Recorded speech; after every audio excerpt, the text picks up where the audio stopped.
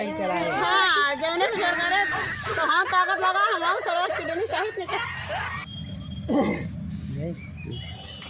ओया भैया हाँ क्या का देखत है यार, क्या हवई? ये शौचालय देखत है बढ़िया बा। ई शौचालय हवई? हाँ देखत ना है मजे के शौचालय बनावा। लोहिया ग्राम भर ना इनमें शौचालय यहाँ गाँव खूब आवत है। हाँ हाँ अरे यार शौचालय ये ऐसा तो आप रहता है? कुटिव देखत है एक शौचालय दू शौचालय तीन चार गिने गिने पागल है पढ़े उड़े है कि नहीं शौचालय हाँ कैठबा है यार। गिनबे। हाँ यार 3-4 ठो दिखा अब तो देखा बाबू। एमे हम करबे हाँ एमे हमार बड़का बाबू करही अच्छा ओमे हमार मौसा हाँ और ओमे ओमे नाम नहीं डाला बे के करी। अब देखा एमे हमार ससुर हाँ एमे हमार बुढ़िया हाँ एमे हमार देवर एमे हमार जेठाउत करे सब बंटवारा जो है लफड़ा ना हो।